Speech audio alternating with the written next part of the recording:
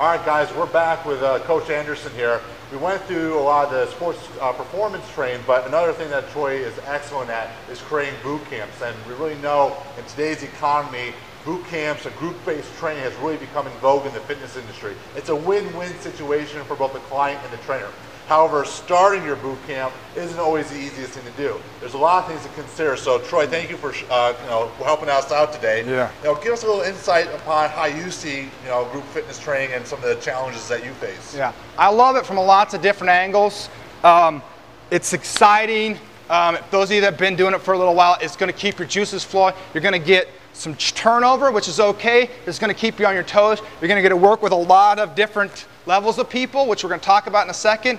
And that's going to challenge you from a programming and let you develop as a coach so you can provide good quality, relevant workouts to all levels. And obviously, we still got to talk dollars and cents. I assume most of you are probably still outdoors with your boot camps. So what we're going to see in the programming today is set up to allow us to implement some of that usage of space, because to me, space is always at a premium.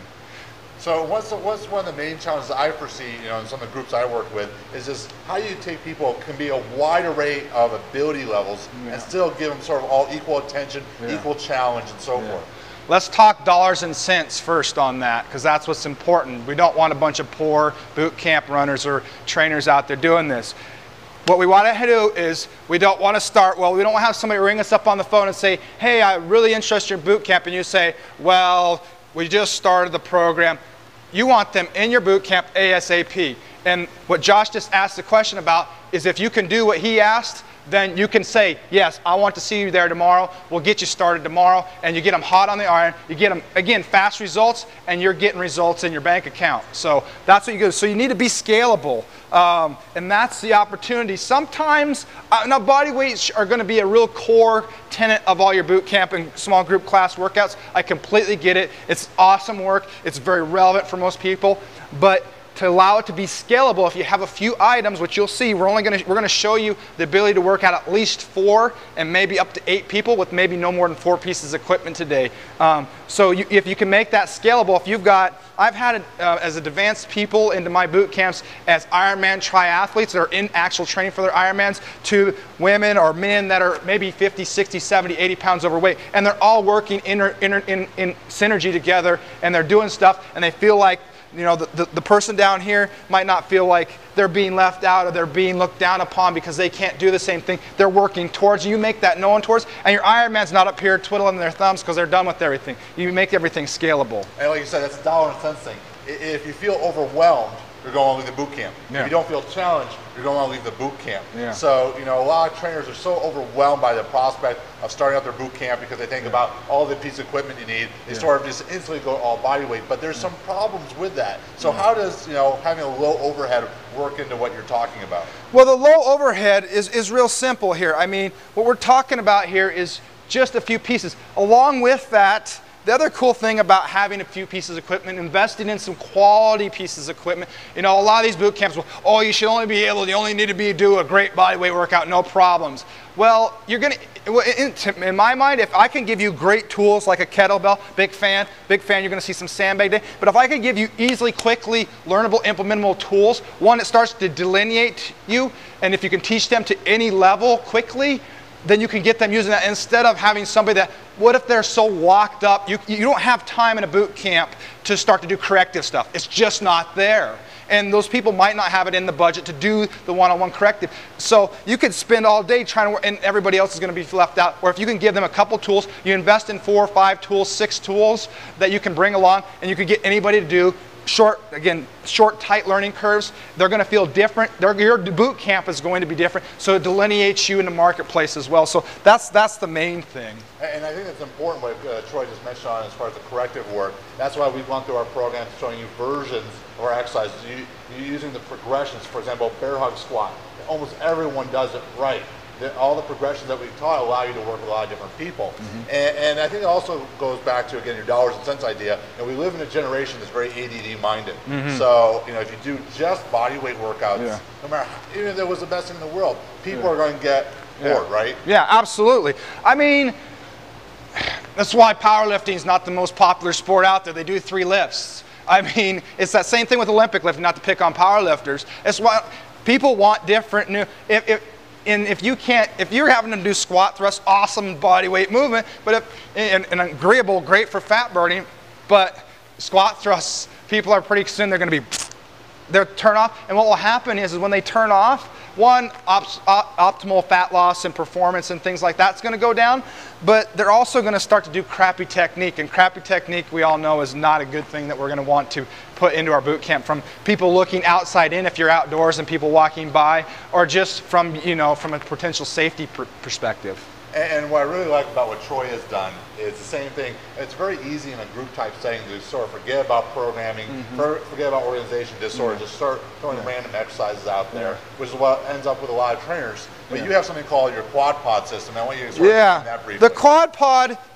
makes things scalable, and I like to put, this is taking off of, and it just allows you to do the math. The math is this. Most people that are moving along their progression as coaches, about 20 people should be about the max you want to coach. It's a classic ratio from education, 1 to 17, 1 to 20. So if we break that up, you have 5 pods of people. Well, then you only have to have eyeballs on 5 groups of things instead of 20 groups of things. If you've got 20 people doing squats all by themselves, even if it's on a timer, you don't have to count reps or anything, or worrying people getting out of line. If you've got 5, that's still hard to watch. Oh, knees are caving in, backs are rounding. But if you've got those 5 groups and you could just take a quick assessment, that's, from a coaching perspective, excellent. The other thing is it becomes scalable. We're going to show you that in the workouts. We're going to show you the scalable progressions with using not only body weight, but also some of these implements that we just talked about, the kettlebell and the sandbag preferably. And then the challenge. Like I said, if you've got a guy that calls you up and says, I'm an MMA fighter, I saw some of your YouTube videos, they look like you're doing really awesome workouts, can you give me a good workout? And then they also, but they say, but I kind of see you have some general fitness people, and you say, yes, I can do it.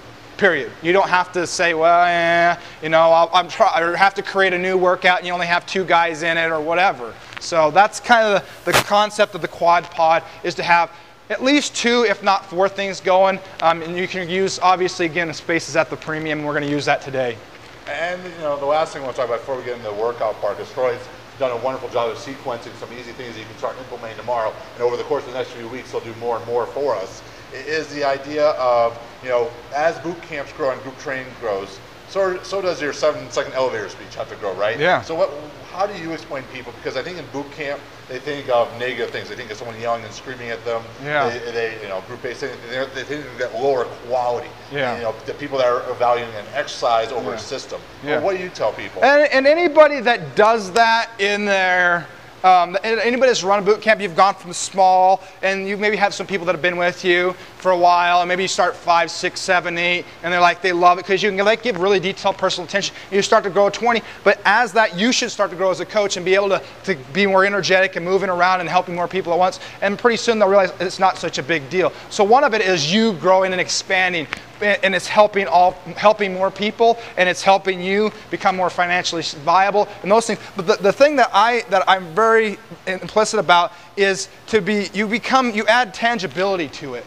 And so if we have these tools like Josh talked about, we can start to brand ourselves as an expert, and by tangible we can start to test some of these things. And that's kind of the thing that we're looking for there, is that we can test these things and we show you, hey, you got better at this or that, and that's how you start to delineate between this and that. And you can show people, I've got a spreadsheet, I've got line charts, bar charts to compare the whole group, and show how the group is moving percentage-wise. If you think about it, there's very simple ways to do it, but that's what I like to do, and that gives you a system of saying, when we bring people in here, and you want to make it around aesthetics too. I use a waist measurement personally, but that's what you do, is then you give them targets to go for. Hey, I only did 10 push-ups, or I only did 4.5 clean and presses with the 35-pound sandbag last month in a minute's time, or whatever it may be, and that starts to allow you to delineate yourself, because we want to solve problems with this, and whether it's 5 or 20 people, then you can solve problems very well and very fast. And we're going to get into the workout in a moment. I'm going to twist Troy's arm afterwards to get together all his paperwork, because he has the best system I've ever seen as far as tracking success during a boot camp. We'll try to get him to give us some leverage so we can offer it to you guys in the very near future. So now we're going to have Troy take us through one of his progressional system workouts.